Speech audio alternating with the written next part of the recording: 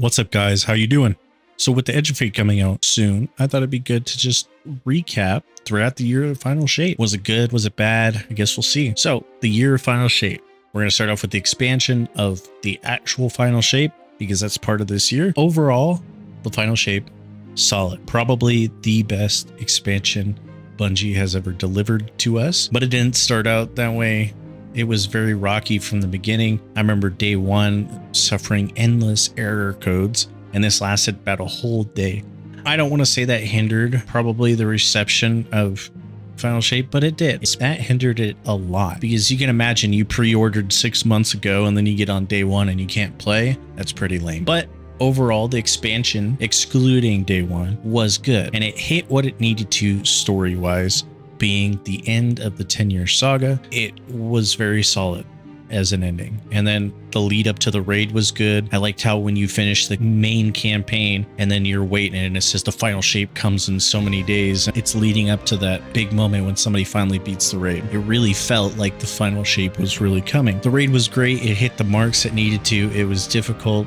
It was hard. It really included all the community because once it was beat, it unlocked another mission for people, which was Excision. And Excision was a fantastic activity, except how unstable and buggy the servers are. Like, it was a solid attempt at a large scale activity by Bungie, but servers definitely need some help if you're going to be running any more 12-man activities, which I think they should do because honestly, it was really good. It just needs to be more stable. Now, the destination, Pale Heart, was all right. I think it was cool when you were first going through it and the first few times you were doing it, and it offers some cool loot, but it was pretty monotonous, I'm going to be honest. It definitely needed to have or allow more than 3 people at the same time in each region to break up the monotony. Like, the first few times was cool, but then after you did it the first few times, then you're like doing the same thing over and over and over again to try to get a roll that might drop of Ergo Sum. And then when Dual Destiny came out, then you were getting them from the exotic class items from the chests. Then it became even more monotonous because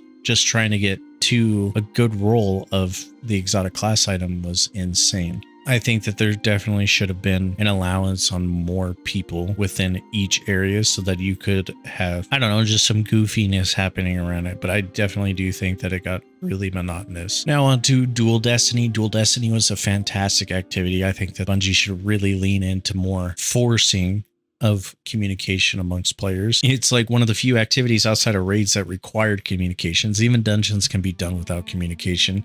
But this one, like, you needed to be able to communicate, whether that was through typing or actually talking to the other player. Again, I do think Destiny needs more activities built around these kinds of ideals rather than built around soloing or what can you do by yourself kind of thing. And to the big bad in the room, Prismatic, I think it was great for the campaign. It's a great gimmick for the campaign. Like, it would have been fantastic. It's just like a one-off thing that you used in the Pale Heart, but it kind of ruins the game everywhere else. I think that Prismatic has made build crafting obsolete when you can pretty much do all activities with the same build on Prismatic, and it's going to be the same build no matter what. Like, you don't have to change anything on any activity because Prismatic's got it for you. And realistically, Prismatic's probably going to be a balance problem for the foreseeable future. But I mean, again, it was great for the campaign.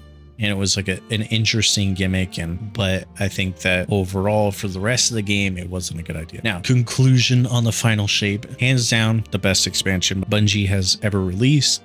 It did most things right, and I would rate Final Shape as a 9 out of 10, and that's at Destiny standards. And for comparison, Witch Queen, I would say is an 8 out of 10 to kind of give you an idea of how the ratings work. The only problem with Final Shape is it was really marketed as the end of the game, the end of the 10-year saga. Come and enjoy us. And they didn't show anything after. They didn't show anything like, were they going to continue? Were they going to, do a Destiny 3? They didn't show anything, which led to a huge drop off in player numbers because everybody's just like, well, that's the end.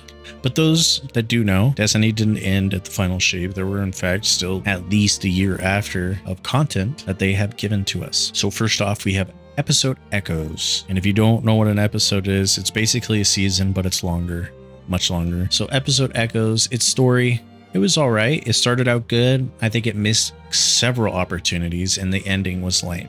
So it started with us going to Nessus to investigate this echo, and basically there was earthquakes, there was changes in the Vex, and I thought all this was pretty cool. But there was supposed to be like, if you go through the missions of Echoes, it talks about how the surface of Nessus is changing. Everything about the small little world is changing. But these only existed within the activities. Outside of the activities, Nessus was unchanged. And what really took me out of it was that parts of quests required you to go to the normal patrol zone to do, which kind of took you out of the story. It felt like, oh yes, the world is changing, but not really, because the patrol zone still exists in the same sense as it always has. So basically, the first act of Echoes, you were trying to figure out why Nessus was changing, and basically you learn that there's a person that just wants to enact their will upon everything, basically the same plot line as the Witness. And the second act, I really don't remember much about it. It's pretty unmemorable. And then the third act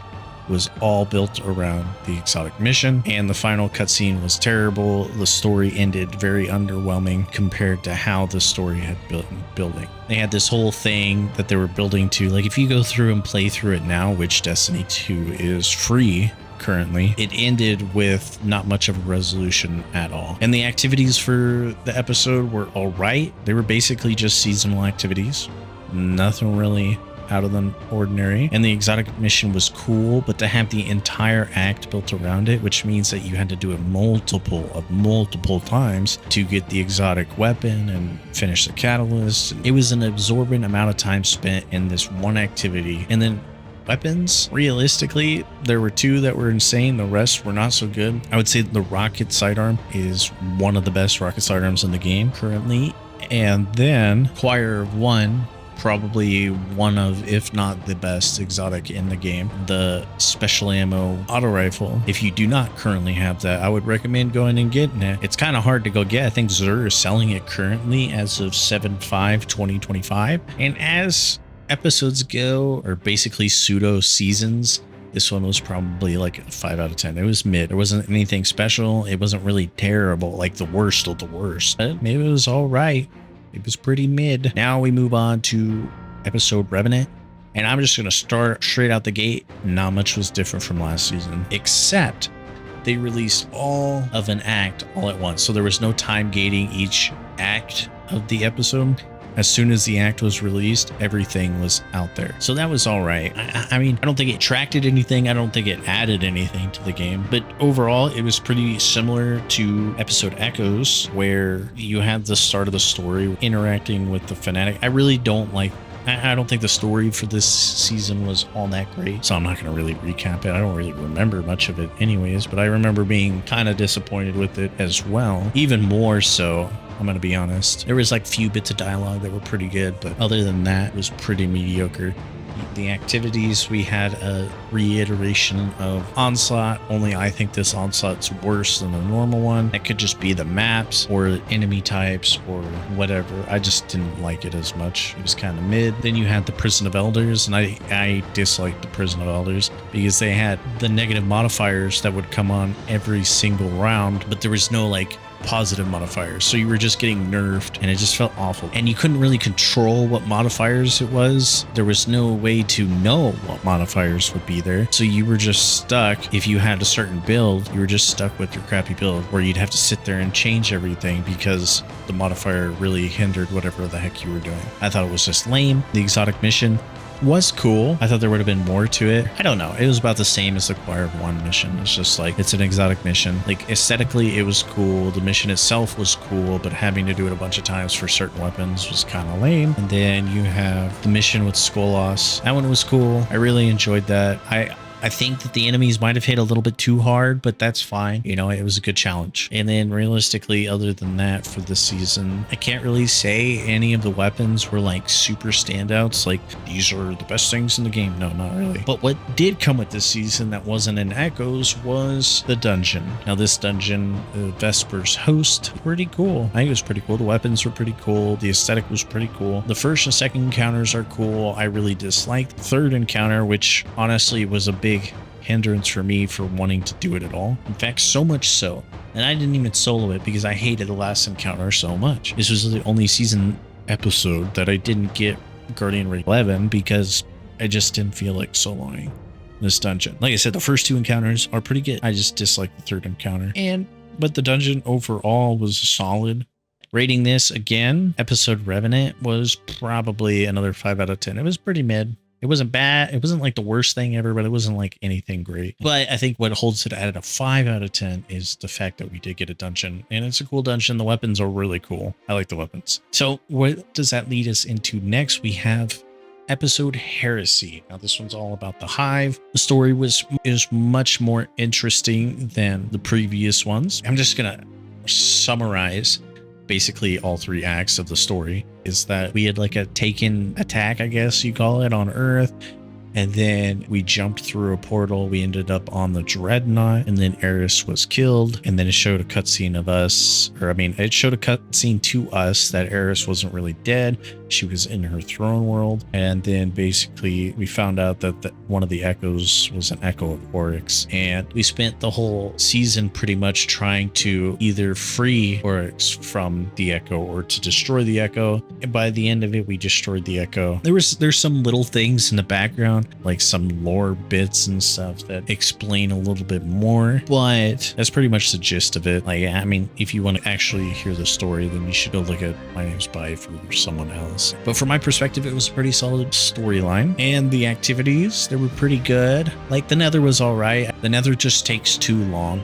And definitely when it first came out was way unrewarding. You had to do like 10 of them before you get an adept weapon. And good luck getting a shiny adept weapon. Good luck. And then Court of Blades, actually, it's a pretty good activity. I just think that some of them are less fun than the others. I think that the ones with the subjugators are really good because there's certain weapons that can just fry the subjugators. But it's a solid activity. And again, the only thing that holds this activity back is that I don't know what the drop rates at the start were, but they were definitely pretty bad. And then the final act, we also got another exotic mission, this one time for Barodiad, and it was pretty solid. It's a pretty solid submachine gun. Basically, with each act, the Nether was slowly expanded upon, and then we'd add a couple new areas and stuff like that, which was pretty cool. So the activities were pretty solid. And then we also got a dungeon where it saw us go back into Rolk's Pyramid and Savathun's Throne World, and that was pretty cool. It's a pretty solid dungeon. I think it's definitely better than Vesper's Host. It's much more enjoyable to run. The weapons are really good. And yeah, for episode Heresy, that's kind of it. Other than the weapons, like, there's not really anything to write home about the weapons other than the exotic submachine gun. So yeah, that's episode Heresy. And then we have the Rites of the Nine to finish out this year. And I think Rites of the Nine is the biggest missed ball that Bungie has ever thrown. It just didn't land. The only thing that's interesting that's come out of the Rite of the Nine is the cosmetic rewards from the Nonary engrams that she is selling. But other than that, the Rites of the Nine is just a slightly harder version of the dungeons you already know. That for weapons that there's kind of no point in going and getting because the weapons are changing in the Edge of Fate. I don't know, there's just not really any reason to grind it out. And half the time they have had terrible modifiers on, so it wasn't even fun to run it over and over again. So basically all that to sum it up, this year I would say probably like a 6 out of 10 year. Like it's all right. And I mean, the only reason it's getting a 6 is because of Heresy being probably like a 7 or 8 out of 10. And like, but the rest of the year's been pretty mid. I mean, there's been bunches of like background changes that I'm not going to bring up because that would take days. So if you like my content and you want to help out, make sure to like and subscribe. And if you want to come and hang out and you need help with something or whatnot, I stream almost every single day, usually around 10 a.m. Pacific time. So come and catch me there, and I will see you guys later.